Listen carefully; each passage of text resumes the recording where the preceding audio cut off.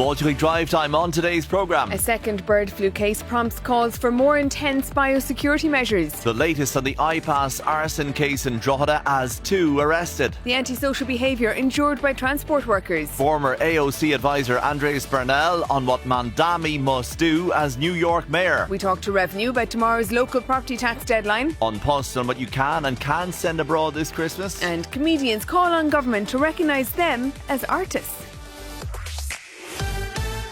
You're very welcome indeed to the programme 51551. We are weeks away now from Christmas and people get their Christmas packages ready to post and postcards and little parcels as well. And An Post is advising customers of new rules, which means certain items can no longer be sent by post to the US. Did you hear that? Well, you'd want to listen up later on, I can tell you, because some of the new rules will flummox you. 51551, if you're getting your stuff ready, you can access if you can send certain crips or not, and you might be surprised. Okay.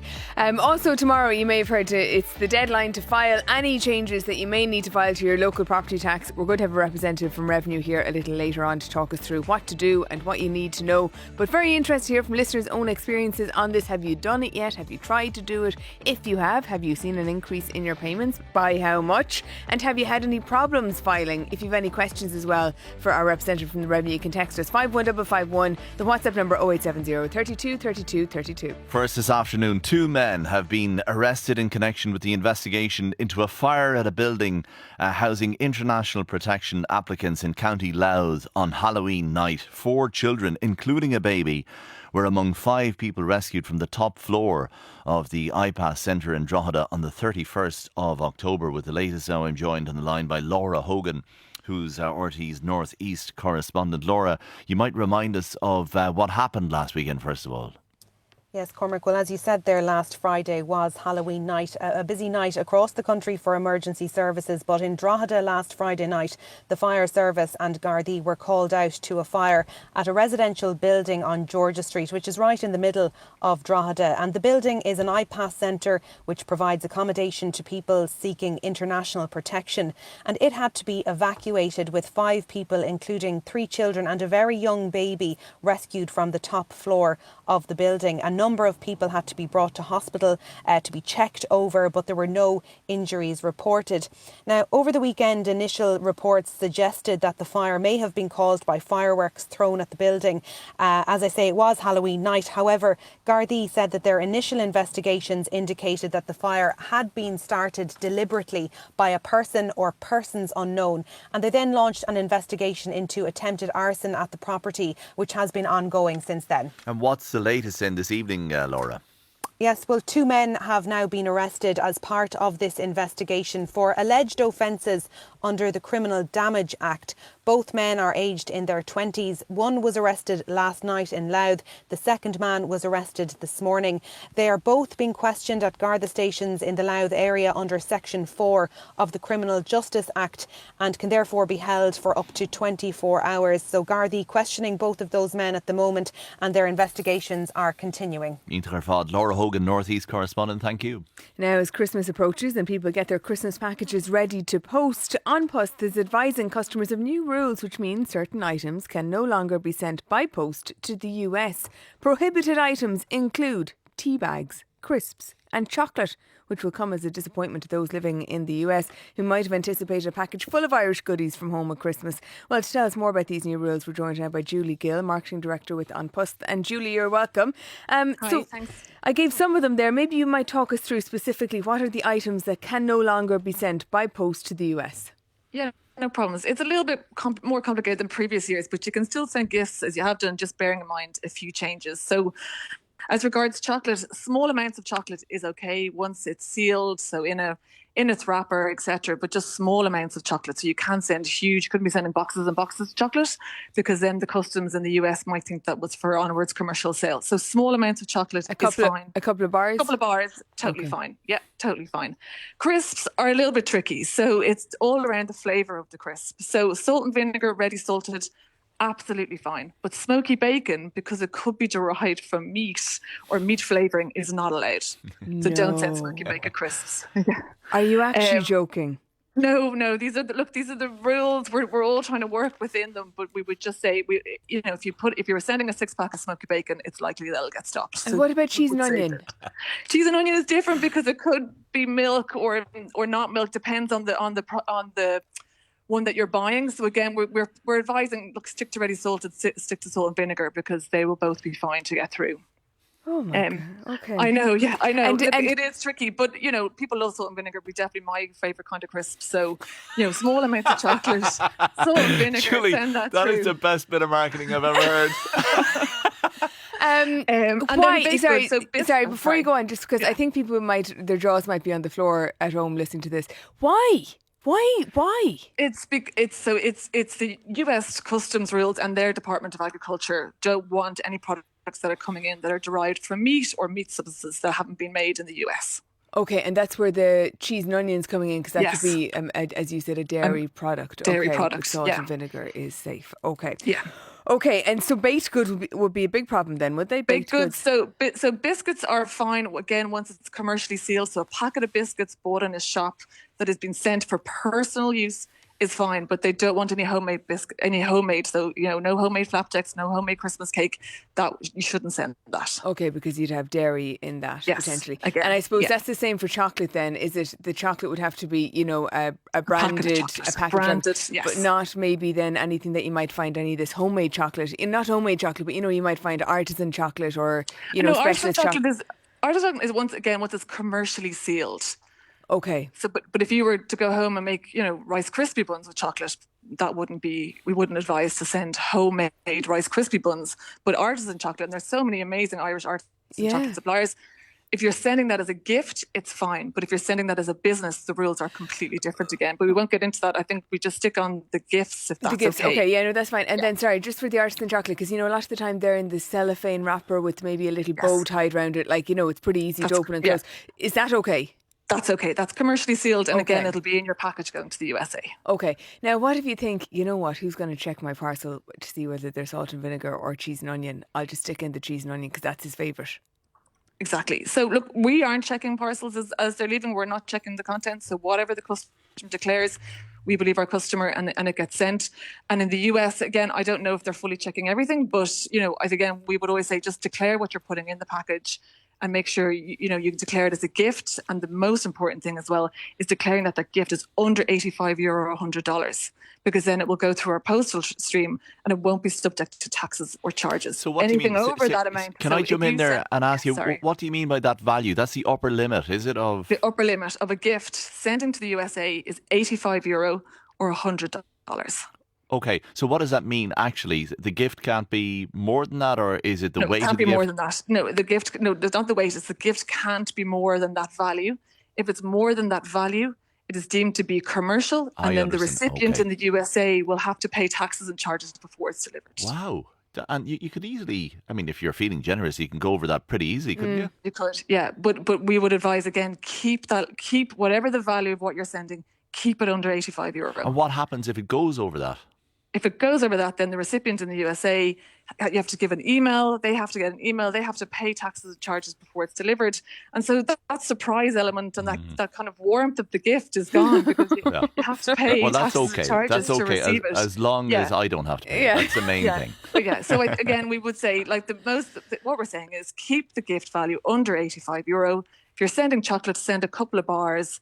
Send, salt and vinegar crisps, or declare them as salt and vinegar crisps, and just make sure that you declare all your items, and don't put anything described as unknown, because again, that flags on the system in the USA. So make sure you're declaring what you're putting into your package. How big an issue would you, maybe month to month, this wouldn't be a huge issue, but at Christmas specifically, and I think a lot of Irish people in the US would look forward to a hamper of their favourite bits and pieces being sent over to them. Do we have any idea what sort of an impact this might have? Yeah, well, look, that's why we're coming out with the new advice now and trying to help customers, to understand what to send so that they still do send, and so people in the USA still get to have that taste of home, when over Christmas time. But yeah, I suppose it is a little bit confusing, but we'll be pushing out new advice over the coming days just to try and make it as clear as possible for customers so that they still can't send something to loved ones in the USA. Because it is confusing, as you say. I can see here from my notes, brown bread, you might love your mum's brown bread, but she can't send you brown bread. She can send you brown bread mix. Yeah, the mix. Yeah, so you can buy the mixes in any supermarket and you can send the mix, but you can't pre-make it and send it. I think this is an awful lot of nonsense, isn't it? I accept that it's, they're the rules in the US, but you can't send smoky bacon crisps because there might be a little bit of bacon in it. Is that the idea? Yeah, I know. Look, unfortunately we don't make the rules. I know. I'm not giving out to you. I'm giving out to Trump. Get me Trump on the line here. You can't send cheese and onion because there might be a little bit of dairy. Yeah. I mean, God Almighty.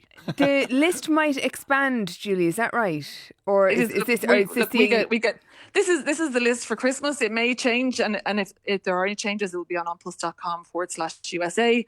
But this is the list as we know it as of today. Okay. And just finally, just to clarify then, if you were tempted to put in some of these prohibited items like smoky bacon crisps. She really wants to break the law, doesn't she? No, I'm just wondering, what happens? Is it just likely that it'll be confiscated on the other end? If it gets caught? So again, if on the small chance that it is checked and opened and it is a prohibited item, it just gets stopped in the USA and it isn't delivered onward to the recipient.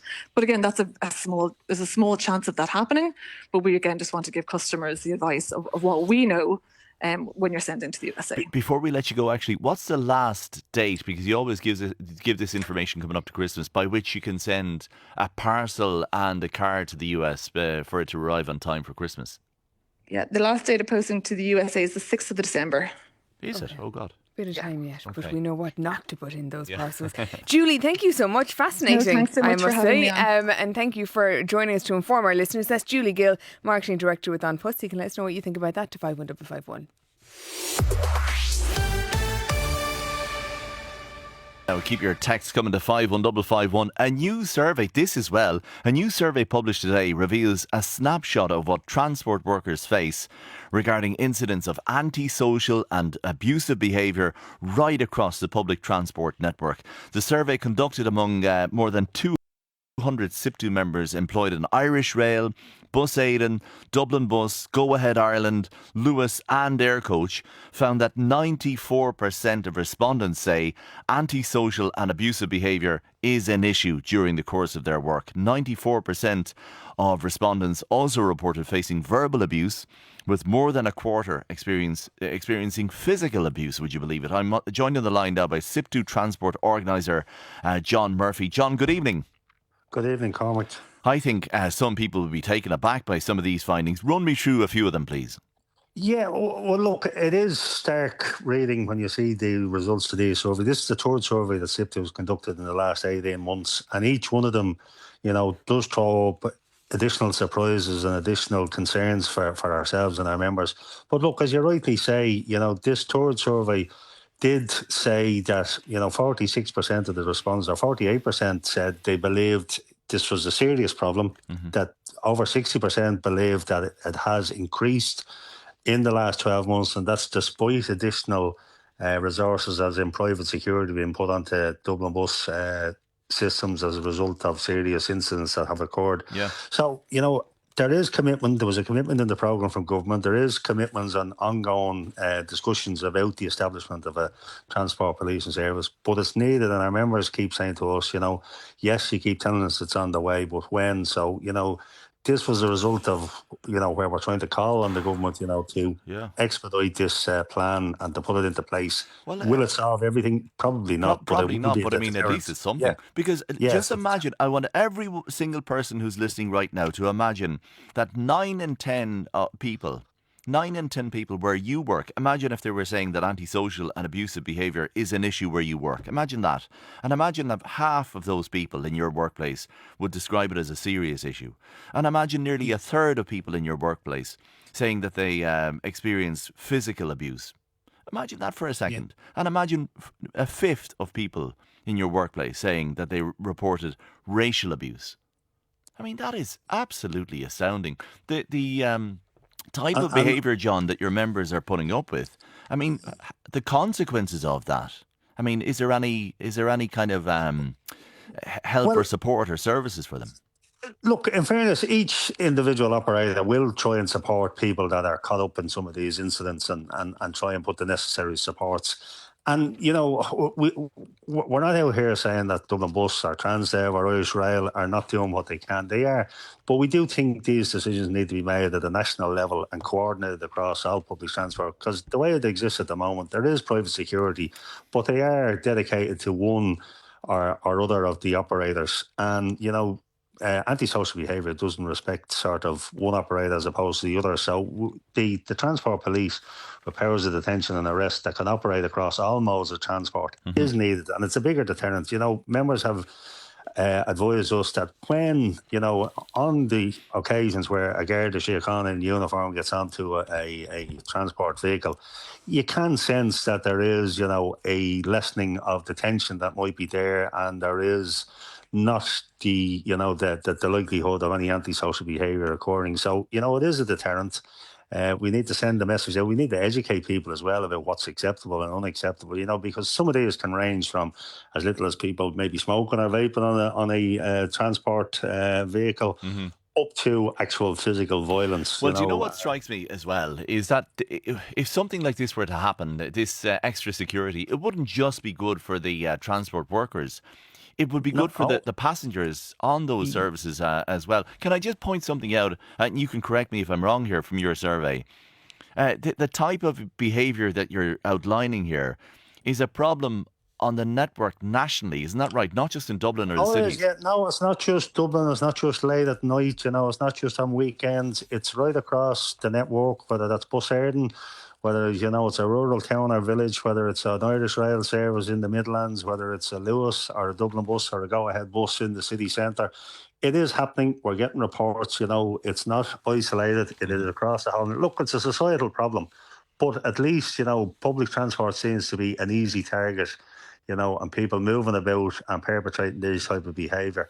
We done a study that, this would actually be cost neutral of introducing this, because in the 5 years from 2018, the cost of providing private security across the various modes of operation was in excess of 52 million. That's just over 10 million a year. Now, we released a policy document earlier this year called the SIP2 Travel Safe Policy. And government have seen this, and it proposes, like other jurisdictions, like across Europe, the UK, North America, a national a transport security system that could be staffed within that budget.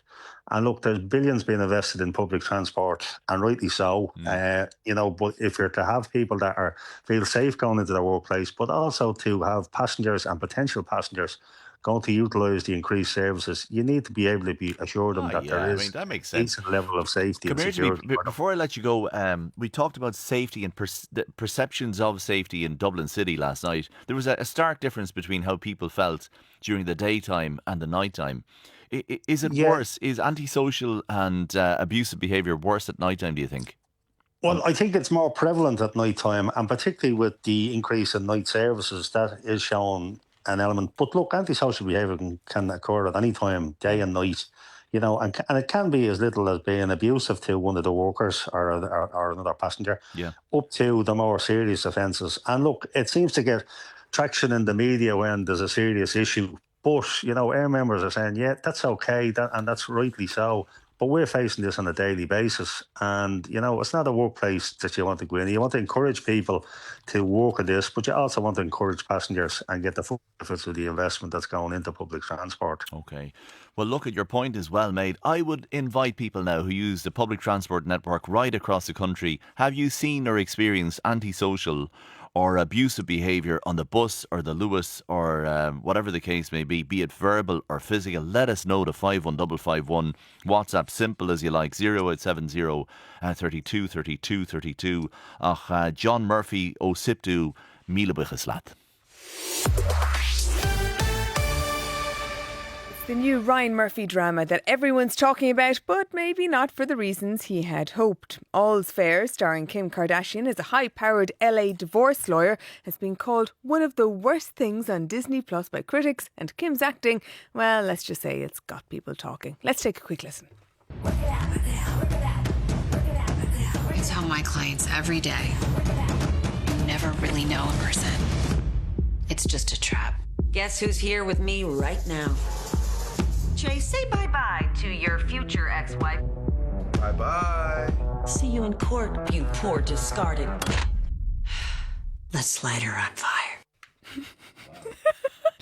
Okay, joining us now to break down exactly why this show has become the internet's favourite hate watch, although I think we have a good idea after that clip, is Fionnuala Jones. And Fionnuala, you're very welcome.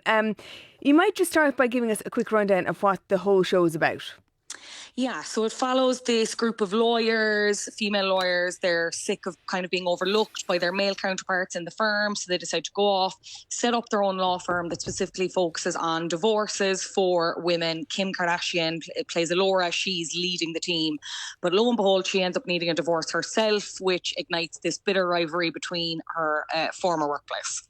It's not the worst concept, but the Irish Times is calling it stilted and preposterous. The Independent says the girl boss archetype has never been more embarrassing, and the Times says this may be the worst TV drama ever. Do you agree? Yeah. Well, I have eyes, Sarah. Really? So, yeah, I just watched it this afternoon, and there's a lot going on, you know what I mean? Look, I think the issue is it's Ryan Murphy as well. Ryan Murphy is a really particular style, and I think if you don't like that style, you're probably not going to be on board. Although I will say, when I saw the teaser initially, I was also intrigued. On paper, sounds interesting. You've got a really buzzy cast, really strong cast, like Glenn Close, Sarah Paulson, among others. Was absolutely excruciating. I just said on Instagram there, it felt like I was waking up from a coma, but like in a bad way. You know what I mean? Like it was really the dialogue. Oh Really? No, abhorrent. Well, I think, do you know what I think, Fionnuala? If and I haven't seen this obviously, but if all the critics are against this, it's going to be a super hit. But this is the thing. Everybody's chatting. I wasn't going to watch it, and then only for this piece, and because the Guardian giving it 0 stars, that's enough to kind of pique my intrigue to say, is it as bad as would you people watch are it saying? again now? Would you watch it again?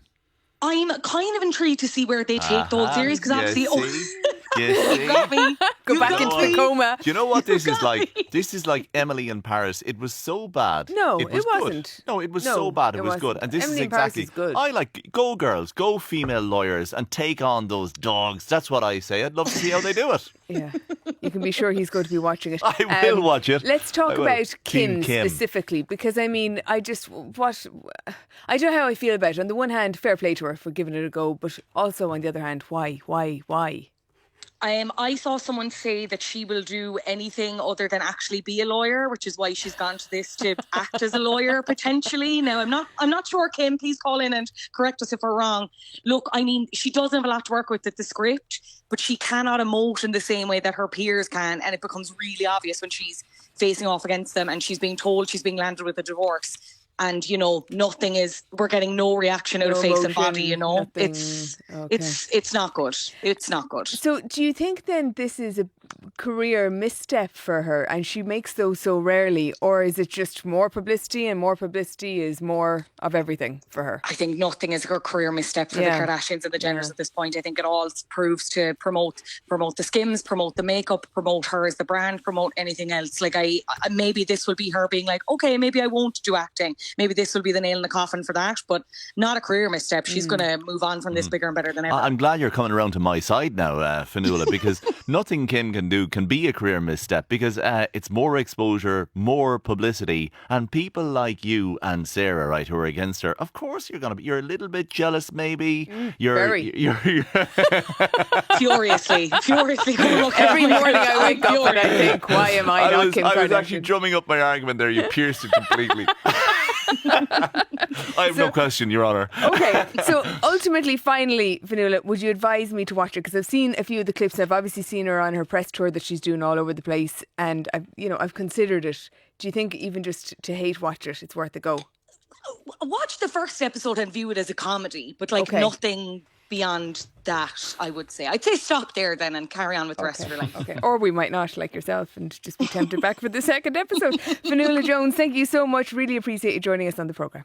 The Irish Farmers Association has called on poultry flock owners across the country to adopt a laser-like focus on biosecurity after confirmation yesterday of a case of avian influenza or bird flu on a second commercial turkey farm. This follows the confirmation of a bird flu outbreak on a turkey farm in County Carlow on Tuesday. Wednesday, which was the first outbreak in a commercial poultry flock in Ireland since 2023. The Department of Agriculture has announced a compulsory housing order for poultry and captive birds amid the heightened risk, which will take effect from Monday, while a similar measure is in place already for Northern Ireland from today. Well, we're joined on the line now by Poultry Chair at the IFA, Nigel Sweetman, and also by Ignatius McKeown, Veterinary Officer in the Department of Agriculture, Environment and Rural Affairs in Northern Ireland. And you're both very welcome to the programme this evening. Nigel, I'll come to yourself first. And even though this compulsory housing order for poultry does not come into effect until Monday here in the Republic, I know the IFA is calling on all poultry farmers to act now. Yeah, well, the danger is so great and the consequences are so horrific. We felt there was no choice only to keep our birds indoors, because with this virus, 90% of infection occurs by direct contact with wild birds. So if you can take contact with wild birds out of the equation, you've tenfolded your chances of escaping. The consequences of this are so horrific on people's livelihoods, on bird welfare, and that's our primary concern here, is on bird welfare and what's best for the bird. And we think to keep them indoors is definitely the smartest thing to do. You're saying that producers should go through their biosecurity protocols in detail and make sure there are no gaps anywhere. What does that mean, and how complicated or not is that? No room for error. We have a very strict protocol, and this evening at 8 o'clock we're doing an online webinar on the refresher course on what's involved. And we just do this every couple of months. We did one only a month ago there. And basically it's from when you enter the site, you dip your boots entering the site, you have 3 zones entering a chicken house. You first disenrobe in the first house, you take off your zone, take off your Wellingtons, take off your outer clothes, and you transition across, be they slippers or temporary shoes, protective covers, go to the second zone, and you cross into the final zone. We call it the green zone, where you're entering the chicken house, and you have separate footwear, separate overalls, and at this stage we're even going to recommend hairnets, because just the danger of transmitting this disease. And what we're seeing from research is that the virus can now live in feces for up to 13 days. The big danger here is that a wild bird plops on the outside on the concrete apron, you walk on it, and hey presto, you've given it a pathway into your house. Okay, and as you say, it's so easy to spread from there. Northern Ireland's ban or housing order came into effect today, Nigel. Should we be aligned, do you think, to make sure the protocols are being adhered? Traditionally, we always have been aligned. And 2-3 weeks ago, after the first outbreak in Fota, or the second outbreak in Cork and the first one in Fota, I called on the Minister to introduce a regionalised housing ban or a housing order. And that's what happened in the UK, where the high risk was higher relative to the rest of the country. We asked that the Minister would do a regionalised housing order. They did that in the UK, and that expired today, and they've consented into the full lockdown for the whole country. And I think it's a sensible thing to do. We've called on our members to act as if we're in full lockdown. Because we were speaking to the Minister, Martin Hayden, on the show yesterday, and he said he didn't want to bring this in until next Monday because he didn't want to be putting farmers in a position where they'd be breaking the law, because he said not all farmers would be in a position to adhere to the new rules by today. I think that applies more to the domestic fowl, people with 5 and 6 hens in their backyard, because we as poultry farmers over the last 5 years have been dealing with this virus, and year by year it seems to be getting worse. And we have evolved in our housing. We're carrying less stock per square metre in our houses now. We've put enrichments into the houses to entertain the birds, things like hanging. We've put perches, we've put discs, bales of straw for the natural perching that can mimic natural activity, what they would be doing outside. But so we're well prepared for this, and that's why we said we were ready to go. And maybe it was the guys with the 5 or 6 hens and out the back. And like we as farmers are as worried about them as we are about our own flock, because their welfare must be as important to everybody. These are people's pets, and they also need to be minded. Stay with us, Nigel, if you don't mind. We also have Ignatius on the line, Ignatius McKeown from the Department of Agriculture, Environment and Rural Affairs in Northern Ireland. And Ignatius, you're welcome. The Ulster Farmers Union is critical that these housing measures, even though you have them in today, we don't have them in, but they're critical that they weren't implemented sooner. Yes, I suppose the important thing to realise basically is that biosecurity is a thing which should happen all year round. But again, because we're in a higher risk period, we should concentrate more on biosecurity. Now, traditionally, the poultry industry has practiced good biosecurity. And again, I would like to echo the comments of your other commentator that farmers should review their biosecurity. And as has been mentioned previously, the risk is from wild birds and from their excreta. So make sure that you keep this in mind whenever you're reviewing your biosecurity requirements. We have put the housing order in place. This adds an extra layer of biosecurity cover to the precautions that farmers can take. Okay. Are you surprised that the Republic is waiting until Monday to put in a nationwide compulsory housing order? Both departments have been in close contact in relation to this particular issue. We have decided to go immediately again, and probably that is a reflection of the type of industries that we have. In Northern Ireland, it is mainly commercial industry where the requirements are not as difficult to put in place compared to a large backyard flock industry where there may be where it may be more difficult to put the arrangements to keep birds housed. How has it evolved in Northern Ireland so far? How many outbreaks has there been? At the moment, we've had 3 outbreaks from the start of October. Again, we are now in a situation where the first outbreak has been dealt with, and we're coming to the end of the restriction period around that particular outbreak.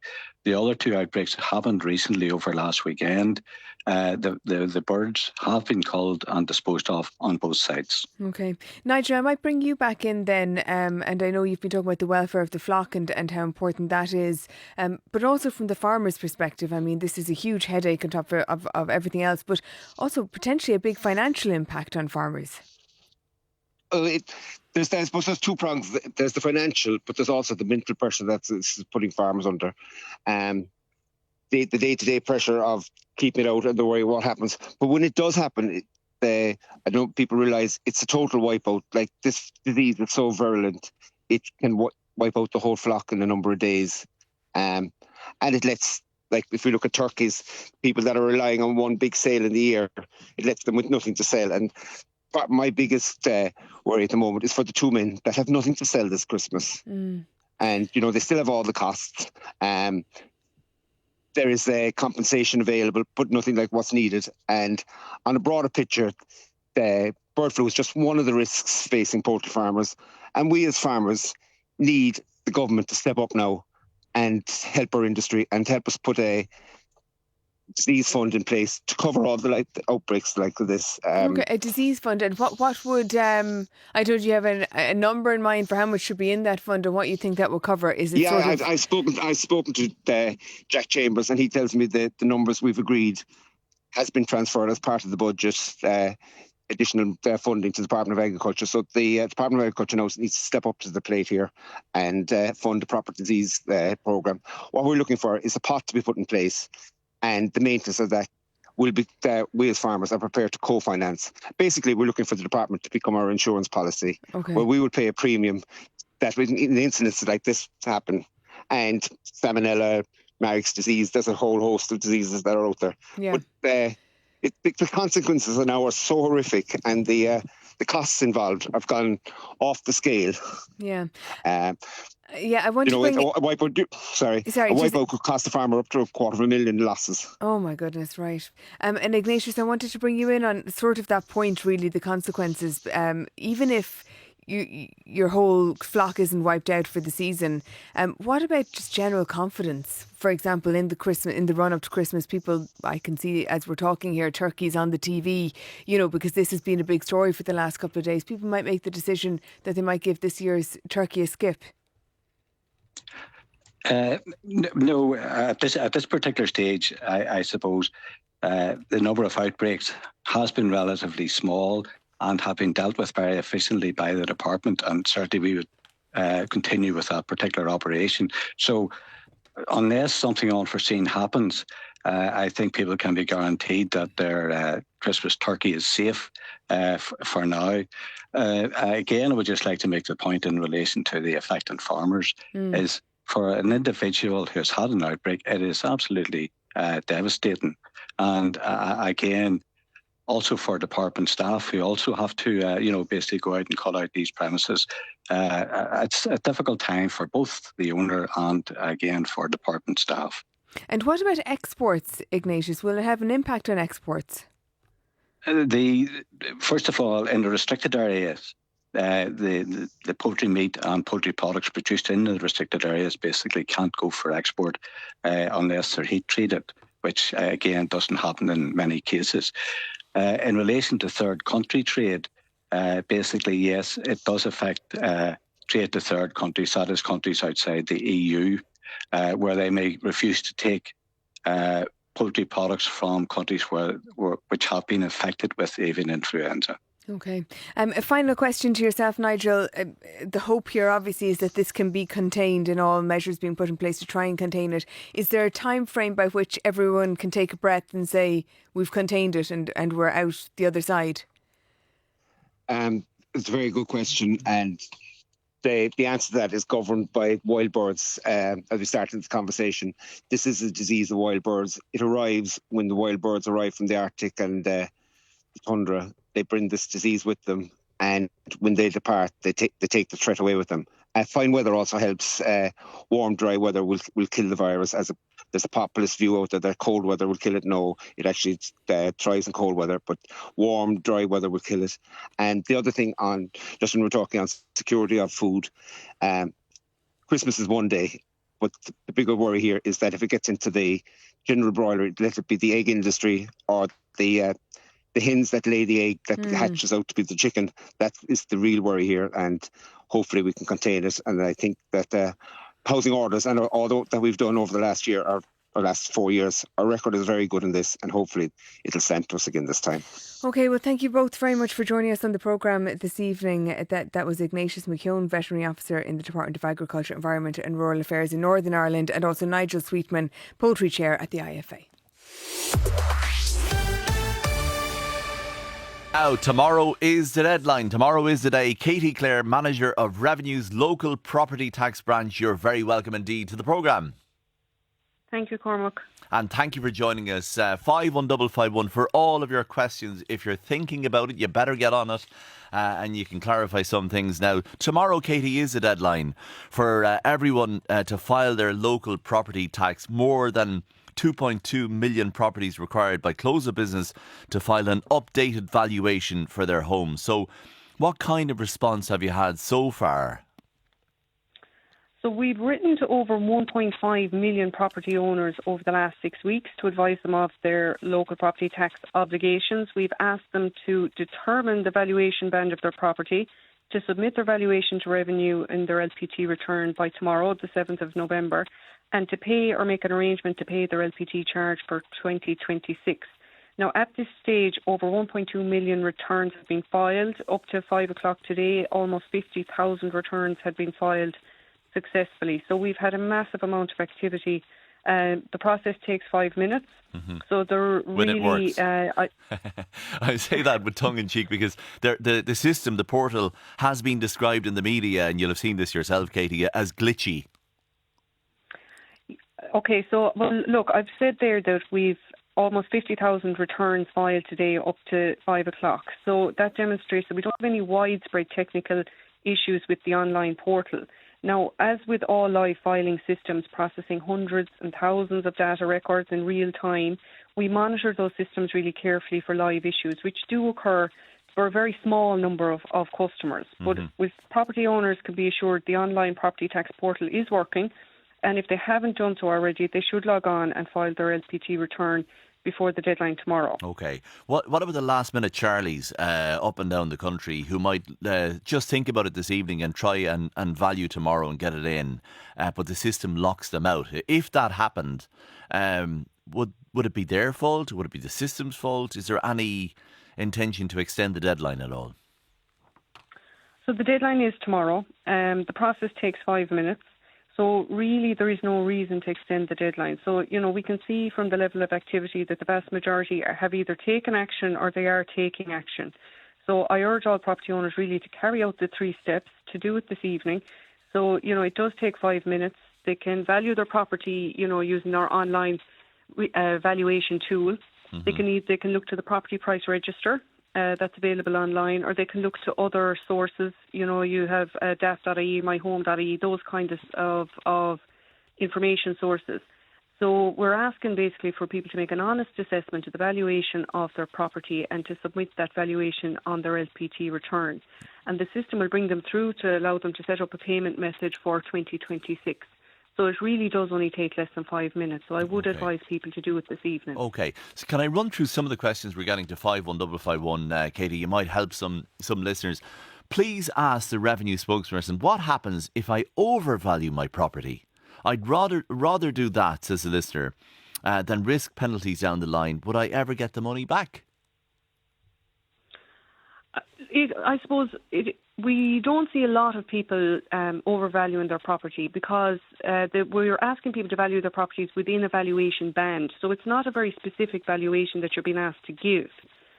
So, for example, if your property is 350,000, that would fall within band 3. So, from the information sources that are available, people should be able to make an honest assessment of the value. I suppose the question here is if it's on the border, so to speak, and they want to err on the side of caution, but they find out given more time that, they picked the wrong one, they picked a higher band. Could they go back in time to you and say, look, quite clearly, I was erring on the side of caution there. I'd like some of that LPT back, please. Absolutely. I suppose what I would advise people is to take the documentation that you're relying on for your valuation. And if somebody comes with documentation that suggests that there is an valuation in their neighbourhood that supports the valuation they've taken on their LPT return, well, then we will accept that. So yes, the best way to do it go on, is to submit it in writing. Submit it through My Inquiries to our online channels with the documentation, and we will arrange for the valuation band to be amended. Okay, there's more questions to 51551. Let me read you this though, first of all. One listener says, did our LPT today. It took around 3 minutes. So there you go. That's good news from someone. A question from a listener though. I applied for my LPT online 2 weeks ago, but I haven't received an email confirmation. Does that mean it didn't go through, is a question, Katie.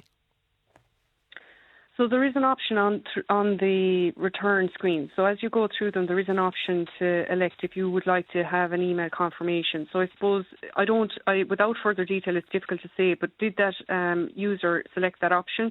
And if they did they input the correct email address? So if they want further confirmation, again, they can send us, a query through My Inquiries. We have an awful lot of correspondence on hand. We have about 50,000 items as it is because we have a massive amount of activity. But we will get to it. So if somebody's looking for confirmation, that probably is the best thing to do. Yeah, no harm in doing that through My Inquiries as well, because you never know. I'm not saying you do this, listener, but you might not have clicked at the right time or whatever the case may be. You might have thought you put it through, but it hasn't. So it's worth clarifying, all right. Another question to 51551, Katie Clare from the Revenue LPT branch is regarding local property tax. If you value your house at a lower band than in the letter you get, will you be forced to change it back by Revenue? Well, look, there's an awful lot of information available to allow people to get it right. Certainly, we will look to valuations after the valuation date has passed. And we will look, as we would with any of our compliance campaigns, to see if there are any under declarations. But in general, what we would see is that the vast majority are looking to all the information that is available, all of the guidance, and that they are making honest assessments of the valuation band on their property. Can I ask you a vexatious question here? A little bit vexatious, because it may be the way some people are thinking. What if somebody's in a house now that they bought many years ago and they're looking at the property market, which is dysfunctional even by the standards or by the admission of people operating within it? What if they say, my house is not worth €500,000? No way. It's worth the 250,000 that I paid 10 years ago, or whatever the case may be. Are they allowed to have to put their valuation on the house, or do they have to go with the very hot housing market we have right now? So the valuation date for local property tax is the 1st of November. So the valuation that will determine the valuation or the LPT charge for each of the years 2026 up as far as 2030. The last time we did this was in 2021. And since then, there has been about 25% market price inflation nationally. So like you say, they could well have paid less for the property back a number of years ago. So if you had a property, the last time we did this, it was worth 200,000 in November 21. The chances are the property is worth about 252,000 now. Or they might they mightn't agree with the increase that's happening right now. Many people don't. Many people say the price right now is not worth the bricks and mortar, let's say. I suppose from an LPT perspective, their LPT charge won't increase. So, I suppose the two things have happened. The rate of LPT is reduced from 0.1% to 0.09%. And the bands to which the rate applies, they have widened. So even though there has been inflation, the impact of those changes is that you won't see significant increases in the LPT charge. So if you were in Dublin, now the local authorities do have provision to make some changes to the charge, but if you're in Dublin, you were paying €195 for the last 4 years on a property worth about 200,000, so in band 2, that will increase to about 220,000 in 2026. So that's an increase of €25. Yeah. Now, if you're in Cork, the increase is 18. If you're, Clare, Cavan, Tip, the increase would be €12. Okay. So while the property, there has been significant inflation, that actually won't impact the LPT charge. And that's a point worth noting, all right. There are changes. You're not in for a massive shocker of an increase. And anyway, it is the law, so you have until tomorrow to do it. You've answered an awful lot of questions there. Katie Clare, Manager of Revenues, Local Property Tax. Thank you very much indeed. Best of luck tomorrow, and best of luck to all the listeners in filing.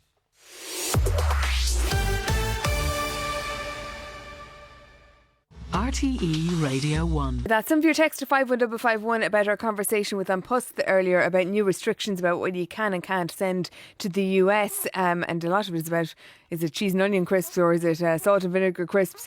One person says cheese and onion crisps might not get through because of dairy, but a couple of bars of dairy milk are okay. That is bizarre, says John. Well, as our guest from An Post said, that is the rules, and An Post don't make the rules, but they do want to flag them to their customers. Eilish in Roscommon says, God be with the days that my granny would post a fresh turkey to London from the local post office in the first week in December, Cormac. Eilish, you in text of the day, I think, on that one. A listener says, I was charged Irish customs on my own clothing.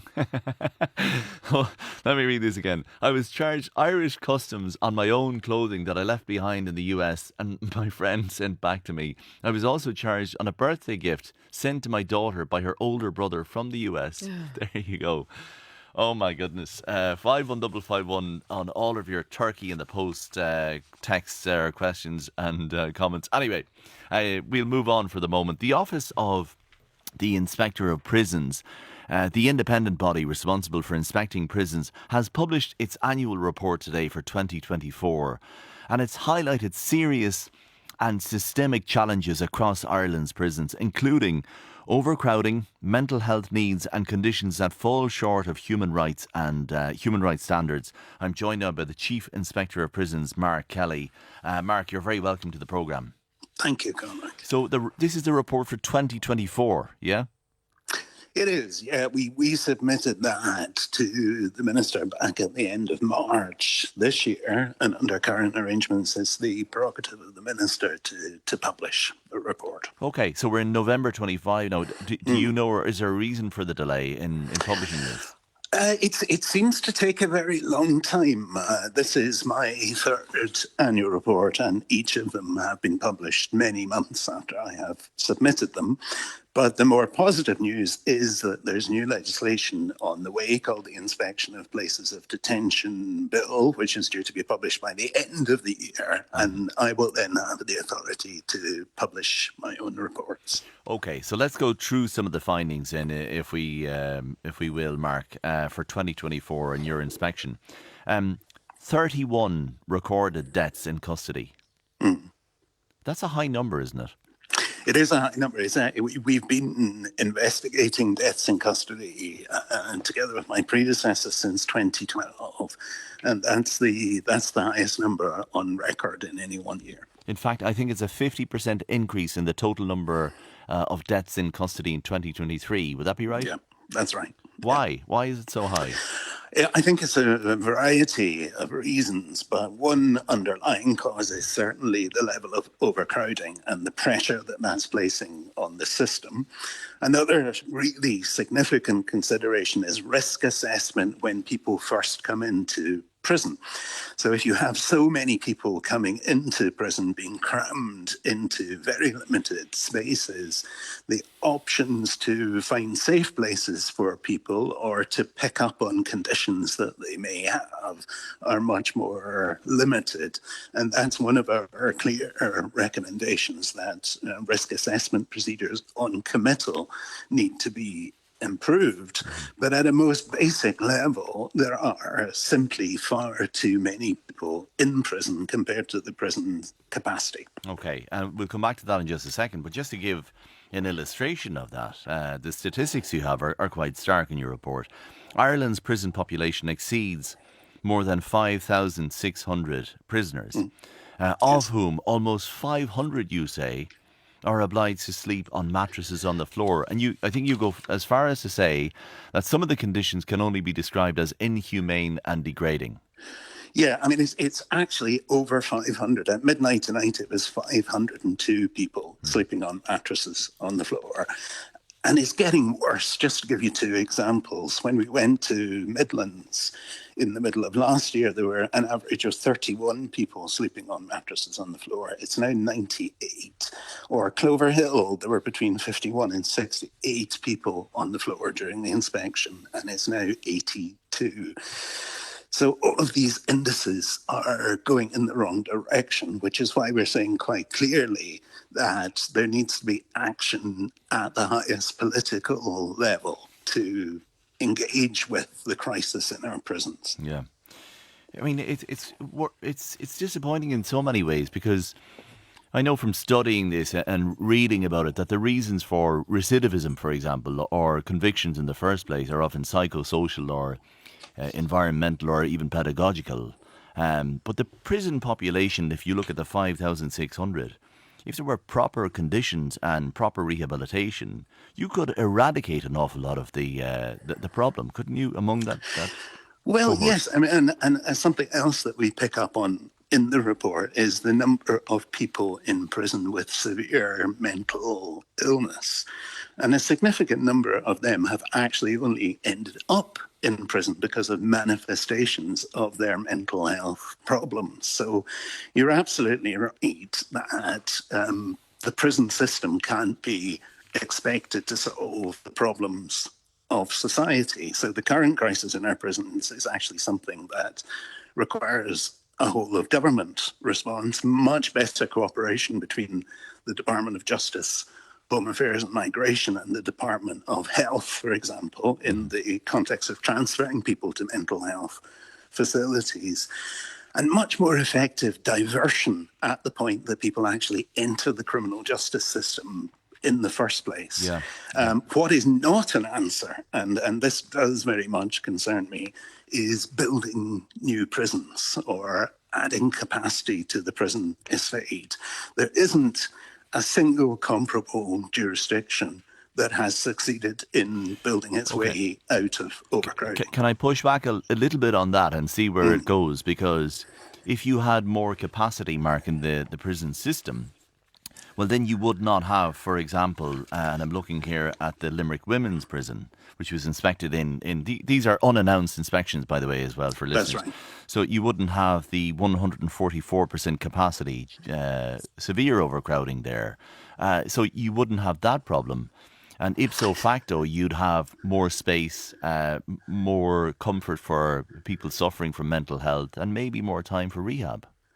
You would think so, Cormac, but it's not a zero-sum game. And the experience of comparable jurisdictions is that as you add capacity to the prison estate, the courts fill up those spaces. And you don't have to look very far, just to our neighbouring jurisdiction in England and Wales, to see the starkest possible demonstration of that having happened. When I first started visiting prisons there in the 90s, the population was in the 40,000s, and it's now heading towards 90,000. And during all that time, the capacity of the English prison estate has been supplemented. New prisons, very expensive new prisons, have been built. And it hasn't solved the overcrowding problem, because you can't solve overcrowding by just adding prison places, not least because it takes so long to do that, that by the time you've done it, the population of people heading into prison has continued to rise, and you're running to keep up. I remember visiting Mountjoy Prison, and I think slopping out was still happening at the time. I think that's been eradicated now, if I'm not mistaken. You correct me if I'm wrong. But it has, and that is a real positive. The other real positive is that we are finding, in general, that prison staff are doing their very best in very difficult circumstances to look after the people who are coming into the establishments. The prisons are obliged to accept everyone who is sent to it by the courts under current arrangements. So in terms of practicalities, what we think should be happening, and we're backed in this by international bodies, including the European Committee for the Prevention of Torture, is there should be an enforceable ceiling, a maximum number of people who can be held in each of our prisons. And if numbers go above that, then it's essential that alternatives are found in terms of community disposals. Can I ask you about something that's that's an argument being put forward by Rory Stewart? He's still campaigning on it. He used to be the prisons minister in the UK once upon a time. He did. I met him in that capacity, yes. Okay, well, I think he's arguing ever since to abolish custodial sentences for summary convictions, and I just wonder what you think of that. I think it's an excellent idea. We still have a very high proportion of people who are being committed to prison for less than 12 months. We're coming across people who are committed to prison for a number of weeks, who in some instances are being turned around in a day or two and released because of the overcrowding crisis. It's massively costly, and it's absolutely nothing to address perhaps the root causes of their offending or to assist them to better cope with life when they return to the community. Okay. Well, I'd love to follow this up, and we'll definitely try and do so with the relevant minister. But Chief Inspector of Prisons, Mark Kelly, thank you very much indeed for joining us. Drive Time on RTÉ Radio 1 with Sarah McInerney and Cormac Ó. Well, we're coming into the season now where drying your clothes outside isn't an option for a lot of us, and using a dryer can be very hard on your electricity bills. So what are the do's and don'ts if you want to avoid things like too much damp in your house or condensation on the walls leading to mould or damage? Agnes Petra-Hayes is a lecturer in home economics in TUS in Limerick, and she joins us now on the line with all the tips and tricks for drying your clothes this winter. And Agnes, you're very welcome, as always, to the programme. I suppose it's a bit of a weird one because we are in winter, but at the same time it's sort of mild today, which is strange, but at the same time you could get a really heavy shower any moment. So it's very hard to sort of place the weather really when it comes to drying clothes. It is, and ideally you'll still be able on a day like today to dry your clothes outside if you're working from home or you're at home the whole time, and you can run out and get them in before the big shower comes, which was the case here today in Limerick with massive rain shower and beautiful day. But there is, it's unpredictable. So there are a couple of things that you can do to try and offset that. Yeah. I suppose the first thing is you don't want to damage the house. If you're drying clothes inside, you don't want to damage your walls, so you want to avoid condensation.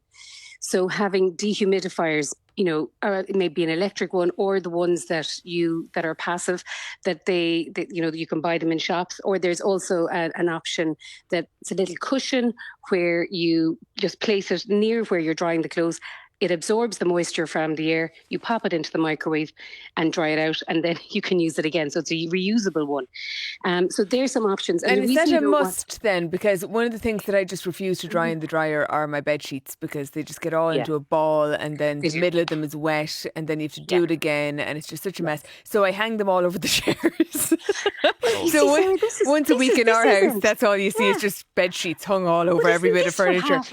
Isn't this what half of Ireland does? Yeah. You put them in, you try to dry them as much as you can, you have them over a clothes horse, and you're doing it exactly the way you should. One layer of sheet, like one sheet per chair, if that's what you want to do, or don't fold them too much because you want them to dry out. And if you do what you do, Sarah, you also avoid having to iron, and the ironing becomes easier. Although I never iron my bed sheets. Yeah. I mean, the bed sort of irons your bed sheets, don't they, by the time they're all... You don't iron your bed sheets, Agnes, do you? My bed sheets are always ironed. Are you totally insane? Do you waste time doing that? You do? Well, listen, I just say my bed sheets are ironed. Let's put it like that. So come here, just for a second, I want to get back now because I'm quite concerned about my bed sheets hanging out and causing mould. So you're saying I'm doing it right, but do I need one of those cushions to absorb the moisture? Well, if you have a well-ventilated room and you're not putting your sheets right up on top of the radiator, then that's a positive because you're allowing circulation of air and the room is ventilated.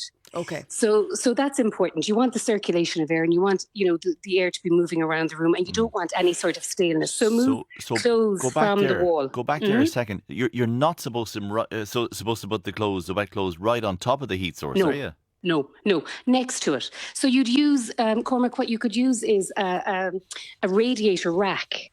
So that allows the air to still flow around and the heat to move around, so you're not capturing it in. And that will avoid, sometimes if you put your jeans, say, on top of a radiator and they come out, like boards, that avoids that to a certain degree. Okay. You said you can still dry clothes outside now. I really wonder, because you put... Well, today was 14 degrees, so with a bit of dry. So there's still dampness in the air. It can take it. It'll take the wet out. Yeah. The problem is, though, as you said, Agnes, you need to be sort of at home, don't you? Because if I'm doing it, I'm like, I have one eye outside all the time. Yeah, I get really paranoid, and you're in and out, and it's a bit of a mess. But you can get the main bit of, you can get the main, and now another way to get, the real wet out of clothes is to give them an extra spin. And give them a gentle spin, like at an 800, because you don't want, as you said, the wrinkles to be caught up if you give it at a 1400 or a 1200. So have another spin at 800, a gentle spin, and that will also help remove excess water from it. So you're not drip drying then. But if you're going to drip dry in an area, put a towel on the ground or drip dry in a shower and allow the water to flow away. What? And then move it out into the room. The more you talk, what harm just tumble dry the whole lot?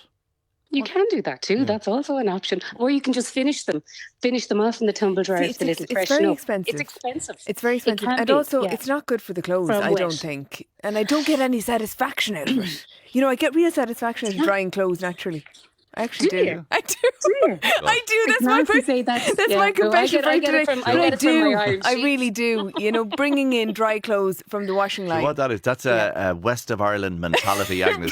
We are like, I've achieved the impossible. We are like Usain Bolt. Every single person who's from the West of Ireland knows that if you have clothes on the line, everybody in the house keeps an eye out every 2 minutes. It's like a twitch. It's like the immersion. And then you keep an eye on it. Yeah. Now, what if? Because we moved into a new house recently enough, and we discovered there's a radiator in the hot press, and we recently managed to get it working, and I don't really know what it's there for.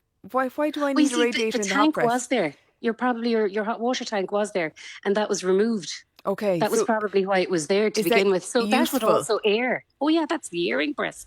That's very useful. But does that mean I can put sort of damp clothes in there then? No, I would have them dry, iron dried, ready to go, and that will just take out the last bit. It will give that last bit of comfort to them. That's a good point. Well, what if she had a vent in there to the exterior?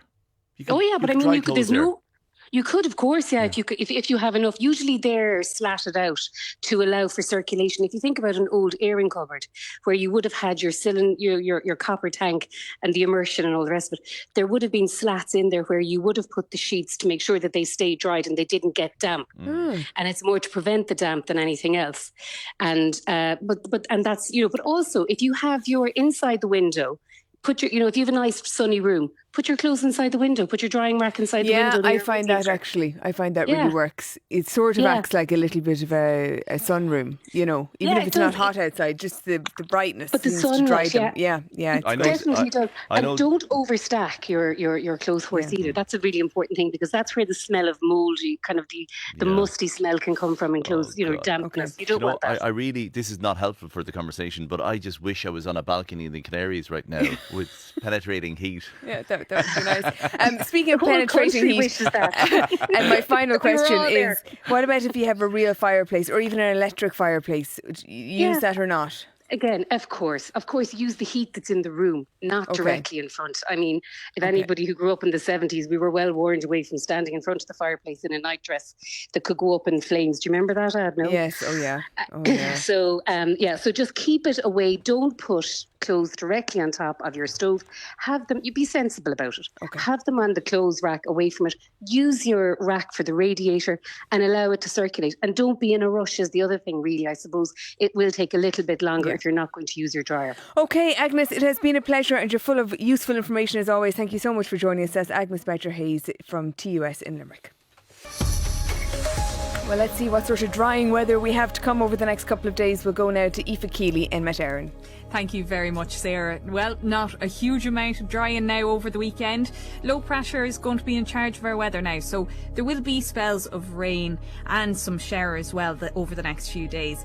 It is going to stay mild for the time of year though. Now, this evening and tonight it's going to be cloudy with a little patchy rain and drizzle in western areas at first, but that is going to spread across the country overnight. Some mist and fog will develop too, and then towards morning, more persistent rain will move into the southwest. Lows tonight of 9 to 12 degrees in moderate southeast winds, freshening in the southwest later on. Tomorrow then, it is going to be a dull day with that band of rain in the southwest gradually spreading northeastwards across the country through the morning and afternoon. Now, the rain is going to become patchier as it spreads, and a clearance to scattered showers will follow into Munster in the afternoon. Highs tomorrow of 12 to 15 degrees in moderate southeast winds, veering westerly behind the rain. On Saturday then, we are going to see more outbreaks of rain spreading eastwards across the country. But that's it from me for now, so have a lovely evening. I can't wait for my next conversation now, because 34-year-old Zohran Mamdani sensationally won the New York mayoral race on Tuesday, as you know.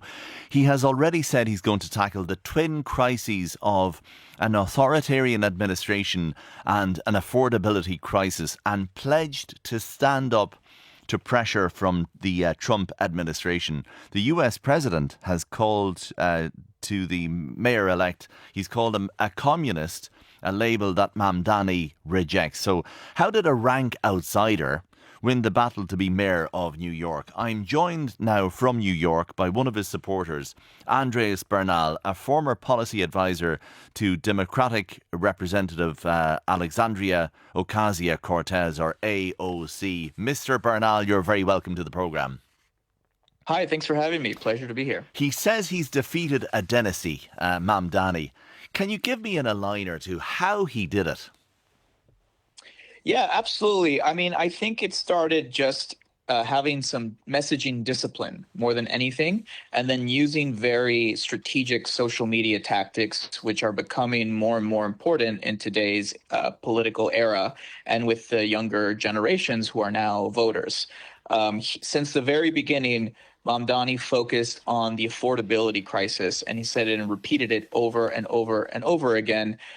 He created very charismatic, well-made social media videos to get this message across. And then, quite frankly, he just went out into the community, into the city, and started meeting with people and created a sense of him being a very real person, as opposed to just a dynasty politician. Okay.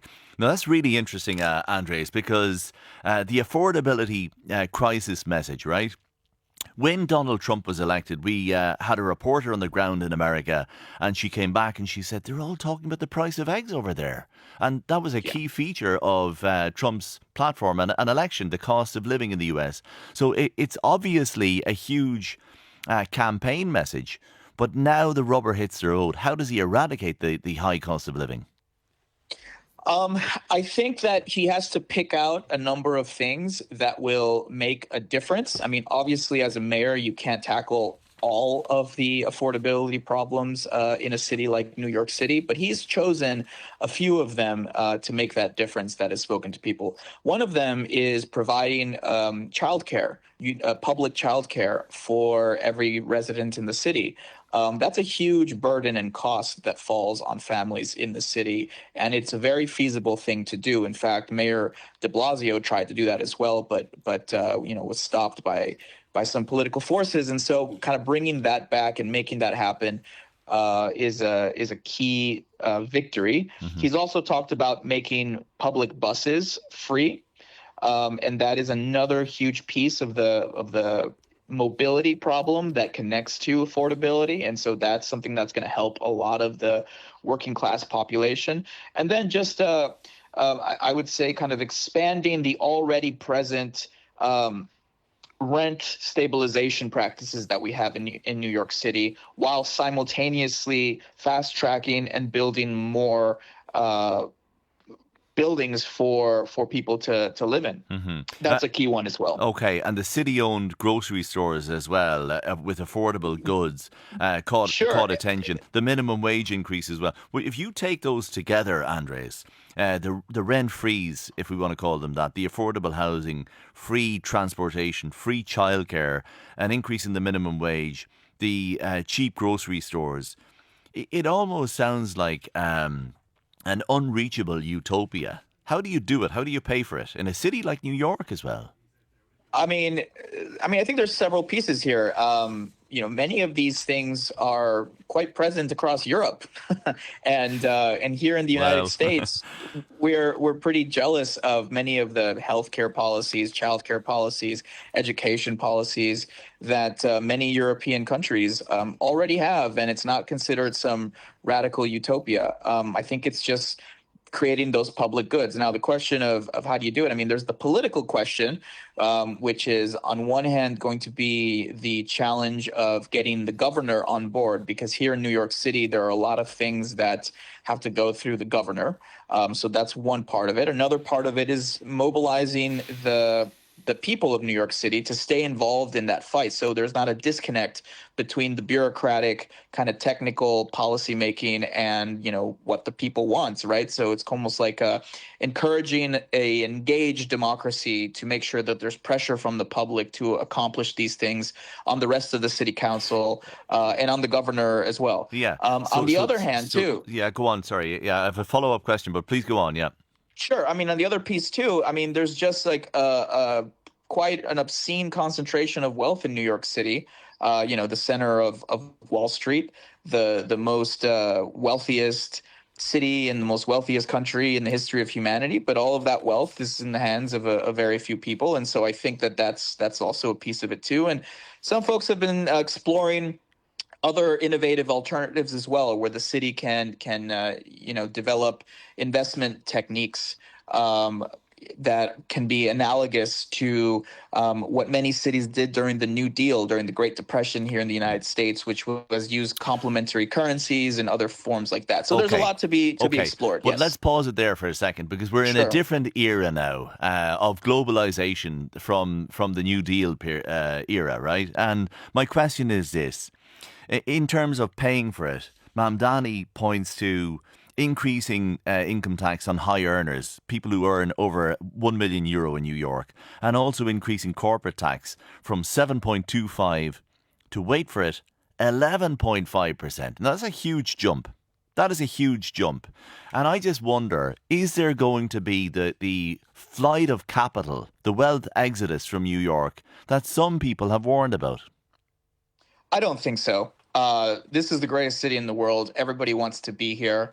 I think that is, one of the scare tactics for the wealthiest people in this city. That does not represent, in my opinion, much of a difference.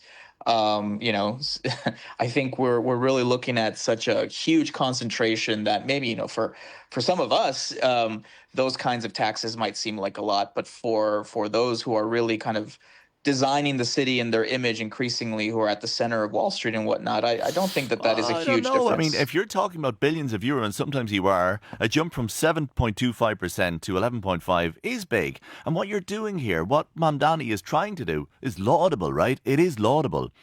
But to rebalance New York in this way is fundamentally to redesign the type of capitalism that's not just practiced, but cherished in New York and the US. You're talking scale, you're talking free market on drugs, you're talking low cost, you're talking tax agile stuff.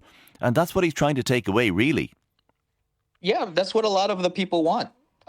This New York City in the 1940s and 50s was a working class city. That is where the pride of New York City comes from. It's not until many factors in the 1980s and the reaction to the New Deal policies completely transformed New York City to something where, Wall Street and the mega wealthy, the super rich, were the ones in control.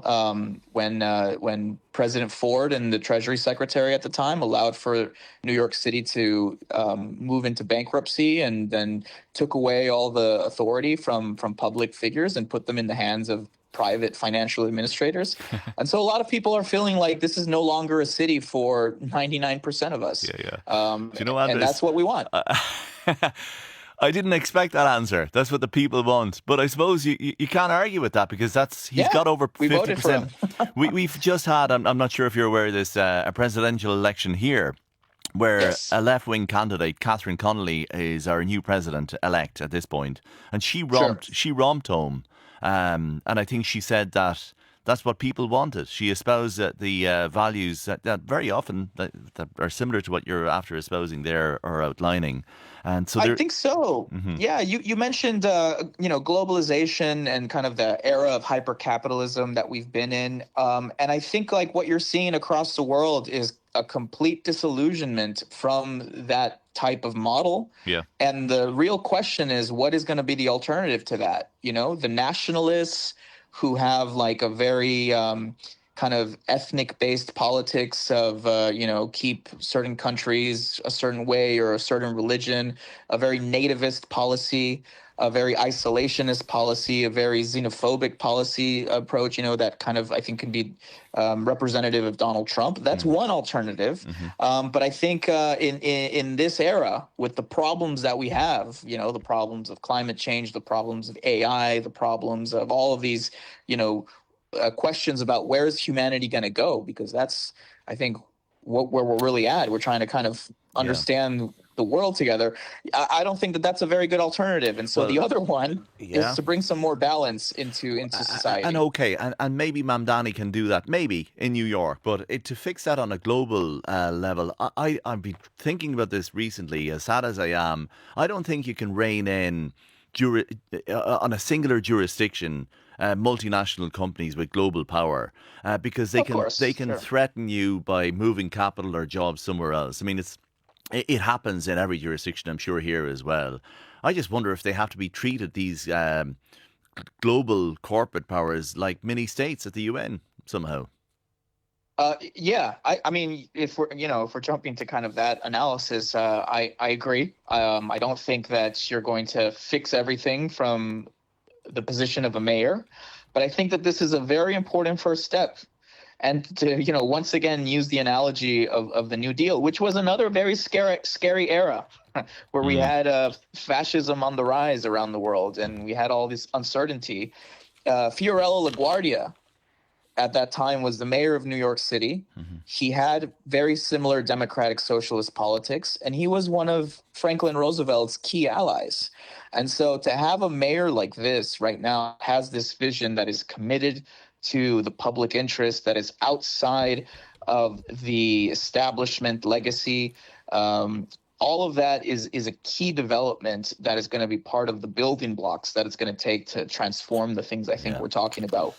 Well, it's been a riveting conversation, I must say, and I've really enjoyed speaking with you. Andres Bernal, former policy advisor to Democratic Representative Alexandria Ocasio-Cortez, or AOC. Thank you very much indeed for discussing Mamdani's priorities now that he's mayor.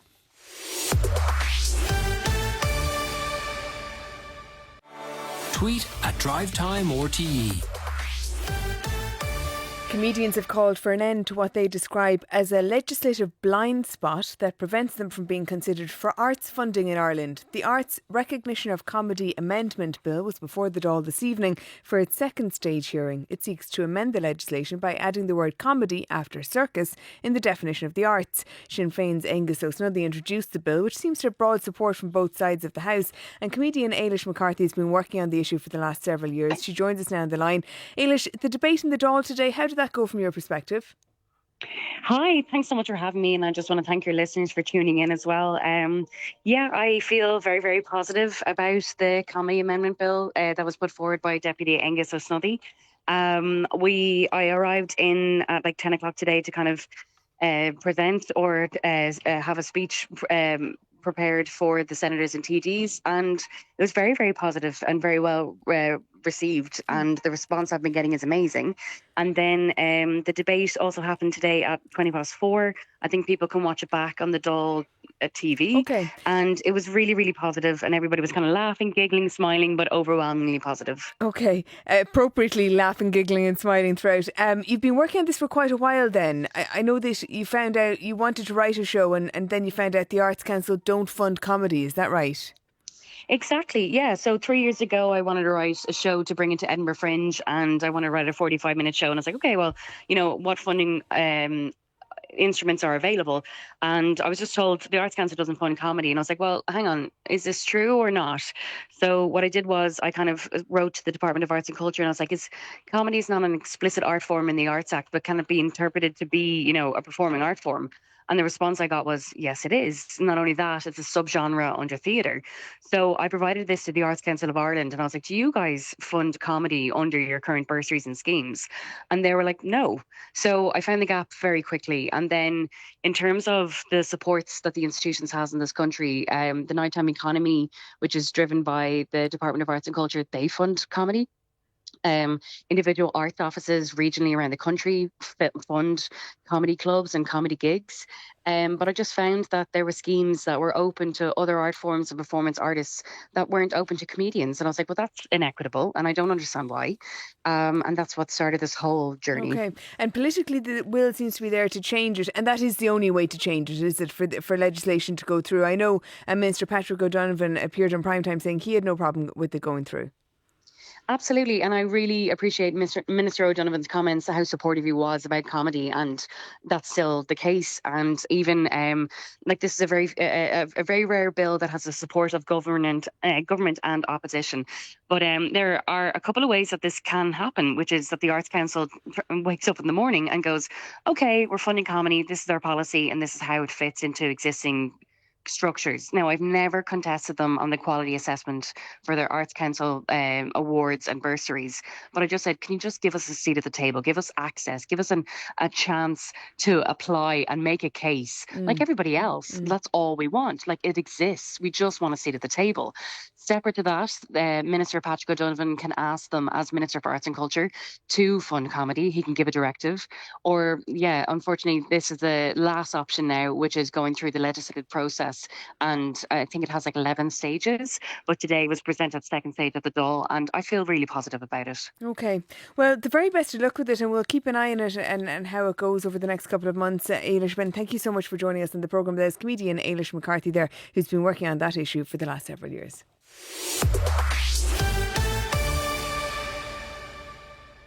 Some of your text to 51551. We were talking about how to dry your clothes in this weather a little earlier on. Nora says, I completely agree with Sarah. Thanks, Nora.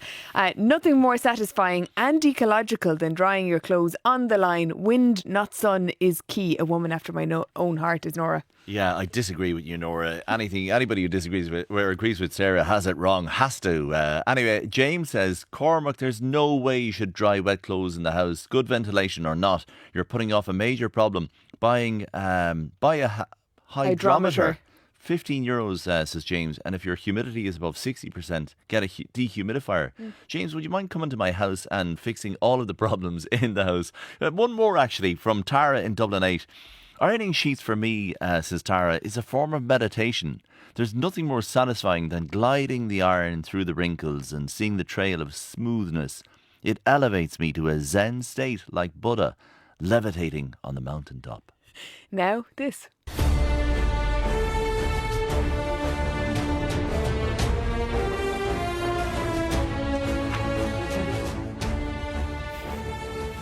Well, it's been a series full of twists, betrayal and shocking banishments, and tonight it all comes to a head. Yes, the Celebrity Traitors finale airs on BBC One at 9 p.m, and joining us now to preview the big showdown is TV critic and broadcaster Scott Bryan. Scott, you're very welcome. For those of us who may not be as obsessed with traitors as some other people, you might just remind us very quickly how the show works. So the show works. It's essentially, I would say, a very elaborate, very expensive game of wink murder. But you don't really have the winking. You more or less have them receiving envelopes telling them that they are leaving the game. But then also what you have are round tables where the people who are participating alongside the traitors who are chosen to go against the game, they are there to try to work out who the traitors are. So, basically it's a game of lying, of deceiving, and it's been an absolute massive hit, not just, in the UK, of course, but in Ireland too. Yeah, it was huge here. So this is Celebrity Traitors in the UK, and there's already been a bit of drama off screen today because the final episode, and we know from our own experience of it here, how much people look forward to the final episode. The final episode appeared early overseas. What happened? It did, yeah. So basically, some other markets, some other streaming services in other countries, including Canada and New Zealand, had uploaded the episodes prematurely. It wasn't there for long, but it has resulted in some people on the internet knowing the actual result prior to the BBC. I mean, I would say, though, it's a rather interesting scenario because I think the public, don't want to know the winner. It's not like other shows. I think people like the journey, if that makes sense. I know it's cliche, but it's true. So I think it's not like the time when Prue Leith, the Great British Bake Off host, just tweeted the winner because she was in the Himalayas and didn't realise that she was in a time zone where essentially in the UK what hadn't even aired yet, where people couldn't avoid that. I think this is a unique scenario where you would have to be a bit pesky. You'd have to ask somebody or really dig through Reddit, the online forum, to find out who the actual winners of this programme is. Okay. Tell us who's left in the final then. So it's an interesting array. You've got Joe Marler, the rugby player. You've got Nick Mohammed, who's known for being a magician, but also through his sort of stint in Ted Lasso. You've got Kat Burns, who's a singer, who's also, funnily enough, very coincidentally, got a new album out today. So she's obviously enjoying the publicity. And then you've got Alan Carr there as well, of course, who's been a traitor through and through and has been playing a delightful game. I think gone much further than everyone had ever anticipated. I think it really... Oh, and also David Olusoga, the historian. I think it all comes down to, whether people are really able to work out if Kat is a traitor. I think with Alan, he's kind of doomed in the fact that he has maybe slipped so far that he is. I think it really comes down to whether Kat gives whether, I can't believe I'm using a pun here, whether the cat comes out of the bag. Awful. I know, it's good. We appreciate all sorts of puns in this show, as always. Alan Carr's been a very bad traitor, I think, hasn't he? Giggling and sweating and avoiding eye contact and all of that. But in a weird way, I think he's gone a lot further than people initially gave him credit for, because nobody would have believed that Alan could be a traitor. So bizarrely, his weakness has become his best defence. Okay, well, it's certainly one to tune into for those who've been following it. Scott, as always, thank you so much for joining us. That is Scott Bryan, broadcaster and TV critic. Now, yesterday we spoke about a new survey from the Dublin Inquirer, which gave some insight on how people perceive safety in the capital compared with the actual levels of crime. Now, it found that people are more afraid of crime in Dublin city centre than the statistics suggest they're experiencing it. We had a big response from listeners, many sharing their own experiences. Let me bring you two of them as a taster. One says, my adopted black son has been robbed twice. Both his phone and wallet taken in Dublin city centre since May. He does not have any other nationality besides Black Irish. The second robbery was at knife point. That was one. And one more. There is rampant and open drug dealing in parts of the city centre. It's extremely dangerous. Scramblers and scooters ferry the drug deliveries. Gardaí are doing nothing to stop any of this. It's got far worse over the past 7 years. Well, to get some reaction to all of this, I'm joined by Tony Gallagher, who's former inspector and now risk security and event manager with Ash Tree Risk Group. Tony, you're very welcome to the programme. Good evening, Cormac. Thank you. From your many years in the force and your vast experience, does the public perception of Dublin city centre to be worse than it is? Is that in any way, what would you say to it, say? Well, I'm still involved with businesses in the city centre, and I can say much has been said about the perception of safety. But I can tell you this, that shoplifting is an everyday occurrence in the city. And more recently, gangs of youths have been engaged in wanton violence, kicking shop windows, kicking shutters, and they will doing thousands of euros worth of damage. And there's no sanction for them because and they are defiant and they know there's no sanction. But can I just say that there are three things there mentioned in the Dublin Task Force report. Yeah. And I mean, when are we going to have them implemented? The first thing talked about the intensification of hostels and the drug injection centres. And yes, they are good ideas, but the dispersal of them so that they're not all in the city centre. I mean, the intensification of the hostels involving people with drug addictions, they're not going to reform in that environment. And I do feel sorry for them. I think we're at the point where, if I'm not mistaken, that the task force is designing the implementation plan and a plan which will better the city, and that's the hope. But James Geoghegan, the Fine Gael TD, did mention in the programme yesterday that there are 200 more Gardaí in the city centre. He said that's making a difference. Absolutely it is, and it's very welcome. And the Gardaí are doing their best, and they're doing great work in terms of drug seizures and at the higher end, because there's no longer thousands of euros worth of drugs they're seizing. It goes into millions. Now that raises a very, very important point, Cormac. And one of your earlier persons there was talking about the prison capacity. All of these high-end drug dealers are going to get serious prison sentences, and that's going to eat into the prison capacity. But what I'm saying is that the businessman on the street has a legitimate expectation that recidivist criminals involved in shoplifting should be jailed. And I fear that the pecking order in relation to who's imprisoned is going to kick into place simply because we have a COVID pandemic crisis with the drug addiction issue in the city, and you have the demand for it. What do you mean by that? What I mean by that is there are millions and millions upon euros worth of cocaine coming into this country. And why? Because the demand is there for it. And unless the education factor comes in to deal with that and outline the dangers, you could run a separate show on this, Cormac. Yeah. And the hospital A&E departments are full of sad cases.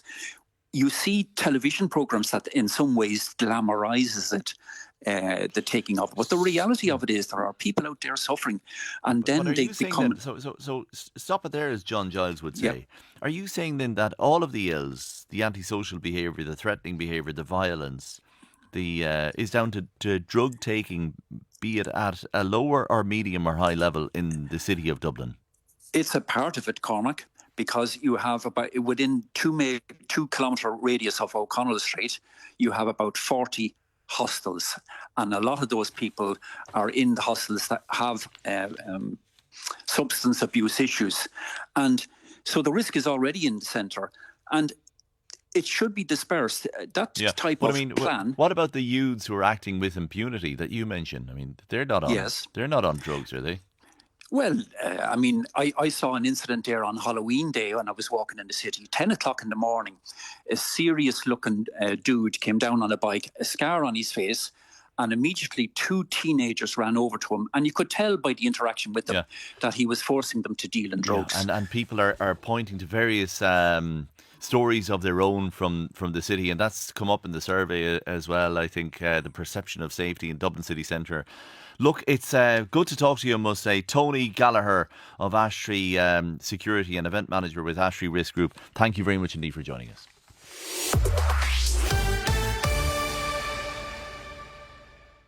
Now, cryptocurrency service Coinbase Europe has been fined by the central bank here over its failure to watch out for potential illegal activity on its platform. Adam Maguire from our business desk has more on this. Firstly, for those who don't know, what is Coinbase, Adam? So Coinbase is a crypto assets and wallet platform, which essentially means it offers a service to people with cryptocurrencies like Bitcoin to store their money and then buy and sell with others. And it's one of the bigger players in this market. When all of its users' assets are put together, they'd be worth more than $500 billion, which would put it on par with some of the bigger banks in the US. And within that is a sizable percentage of all the Bitcoin in the world. And that means that it's handling millions of transactions each day. But while it may be a cutting-edge crypto firm, As part of its authorisation to operate in Ireland and across Europe, it's still required to follow rules that exist for regular finance firms. Part of that being a requirement to monitor transactions for potential money laundering or terrorist financing. And if it does spot anything suspicious, it's supposed to file what's called a suspicious transaction report with the Financial Intelligence Unit. And the central bank here says that over a 12-month period between April 2021 and March of this year, it did not have adequate measures in place to do so, and so more than 30 million transactions worth a combined €176 billion slipped through the net. And this is particularly important when it comes to crypto assets, according to the central bank, because by their nature, they're more attractive to criminals looking to shift money around. As a result, it fined Coinbase Europe €21.5 million. For its part, Coinbase accepted the breach. It said there were coding errors in its transaction monitoring system, which meant it overlooked certain types of transactions, errors which it said were quickly corrected once it was made aware of the problem. It does note that there's no evidence that any of the missed transactions actually involved criminal activity, though when it did go back and run its fixed monitoring system on those transactions, it resulted in 185,000 of them requiring closer inspection, and then 2,700 transactions were flagged with the authorities as suspicious. The number of AI jobs in Ireland has doubled over the past 2 years, according to the government's expert group on future skills needs. Of course, that would be from a relatively low base, and it is at a time when we've seen a massive growth in demand for AI. But the group says Ireland is among the top countries in the world in terms of demand for and supply of AI talent. But the report does note that the overall impact AI will have on employment here remains unclear. It may be creating jobs in some areas, but there are of course still concerns that it's going to stop the need for some other jobs being created at all. And even some job cuts, like Amazon's recently announced plans to cut 14,000 jobs worldwide, 150 of which will come from Ireland. Implications that some of that is being made possible because AI can now take over functions that previously required humans. And the group also gives a warning about the rapid pace of change that AI is bringing in areas like education. While on the one hand, there may be a need for students to get used to these tools, it says we need to be careful that a growing reliance on AI doesn't undermine some of the basic cognitive skills that people need in life. Adam, thank you very much for that. Now, the Minister for Education, Helen McEntee, has unveiled a new policy and plan to strengthen the teaching, learning and use of Irish language in schools. A key action under the policy is the establishment of a task force on models of provision for Irish medium education.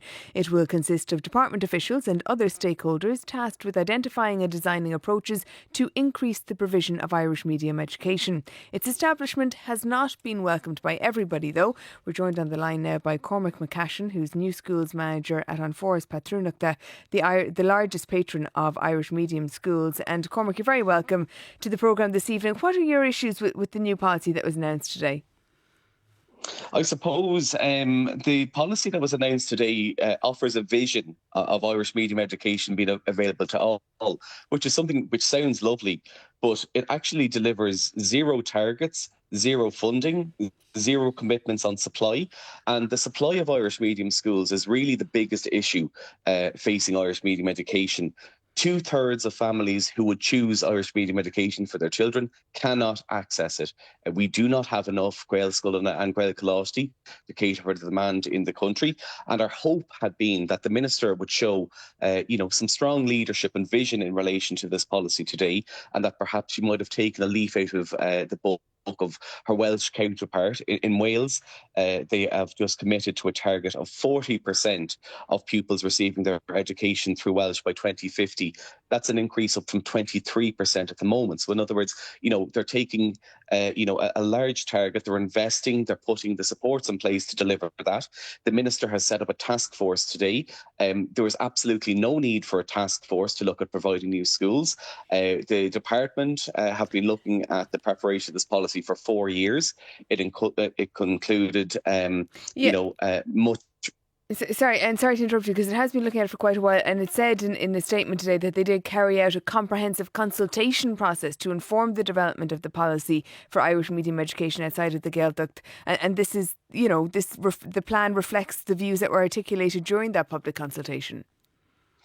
The clear message of the consultation and the research commissioned by the department was that more Irish medium schools are needed. Not a single parent listening to your programme today, Sarah, has gained Irish medium education for their children through this policy. What has been established is a task force, so we're talking shop. There is no guarantee that anything will come from that. And, you know, I think we're in a kind of ludicrous situation where we have countless state policies and strategies, the programme for government committing to providing Irish medium schools. Every single possible statement imaginable has been given in relation to the Irish language and providing Irish medium education. The only thing that has not happened is any delivery, any commitment, any action to provide it. Well, it does say the supports provided will include language support hours, additional resources, the provision of guidance and teacher learning opportunities. It does, and perhaps those things could aid children. But when we look at what the biggest issue is, and the consultation showed that 85.9% of respondents thought that, you know, opportunities for students to receive their education through Irish was the number one thing. You know, that is a standout, and that is from a very large number of responses. But it's also politically, it's nonsensical that, you know, the only place that Irish medium schools are opening this year are schools being opened by the DUP. Fine Gael and Fianna Fáil are opening no new Irish medium schools, but the DUP Minister Paul Giffen will be opening Gaelscoil na Seolta in East Belfast, and you know I think that's fantastic. All right, Cormac, I'm sorry to interrupt you. We have to leave it there for this evening, and thank you for joining us. That's Cormac McCashin, New Schools Manager at An Forest Patrúnachta. And that is all we have time for today. The programme produced by the excellent producer Alistair McConnell, Mila Buichas Lath, research by Fiona Donlan, BCO was Emily Hurley, and Niall McMonigal was on sound. Up next is Arena with Rick O'Shea. Sarah and I will be back tomorrow for our last programme. When you're drive time in your slán. Drive Time on RTÉ Radio 1, sponsored by Zurich. Here in Ireland for over 40 years. That's 4 decades of trust, reliability and expertise. Visit zurich.ie. And thanks, Cormac. Coming up on Arena, we take a look at this week's film, including Daniel Day-Lewis in Anemone, Die My Love, with Jennifer Lawrence and Robert Pattinson, and The Choral, written by Alan Bennett and starring Ray Fiennes. The National Concert Hall's artist-in-residence composer Bryce Dessner talks about the premiere of his new cello concerto and scoring the film Train Dreams, and we find out more about the new documentary Celtic Utopia. Sin agus níos mó in nuachta ó leibhanacht ag Máire de Bhailís.